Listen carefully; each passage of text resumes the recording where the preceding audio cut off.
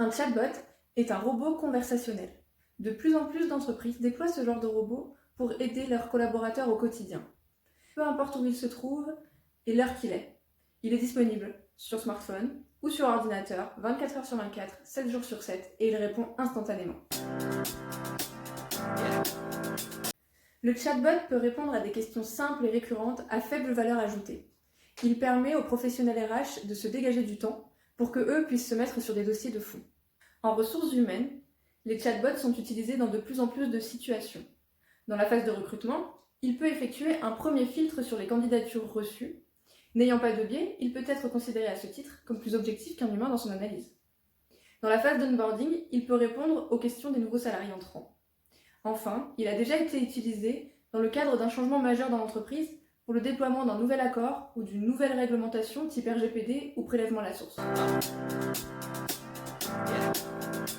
Le chatbot utilise un logiciel de traitement du langage naturel, c'est-à-dire qu'il comprend et passe outre les erreurs de grammaire, d'orthographe, le langage SMS, il comprend l'intention de l'utilisateur et la fait matcher avec une phrase qui a préalablement été enregistrée dans une base de données. Démonstration.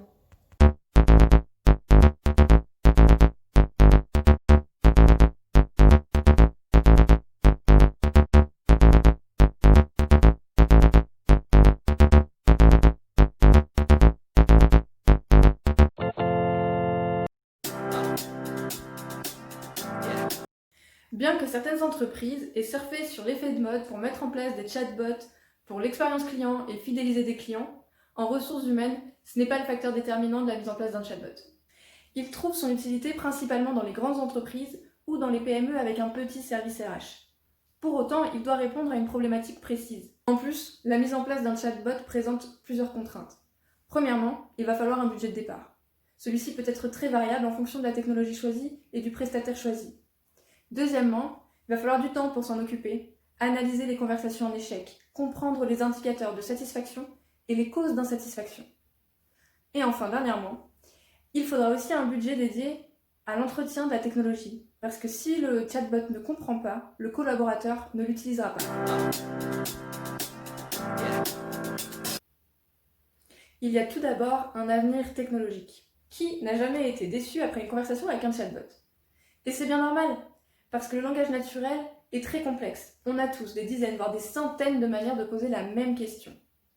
Bien que le logiciel repose sur l'intelligence artificielle, le chatbot est rarement autonome dans son apprentissage. Il y a un très lourd travail humain derrière le chatbot, notamment avec la mise à jour de la base de données et l'analyse des conversations.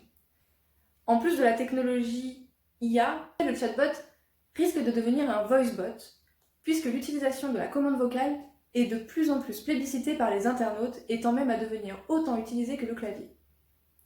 Enfin, le chatbot a de l'avenir dans les sciences humaines. Bien qu'il ne remplacera jamais l'humain, s'il était associé à de nouvelles stratégies, il pourrait permettre d'améliorer encore plus l'efficacité et la performance des entreprises.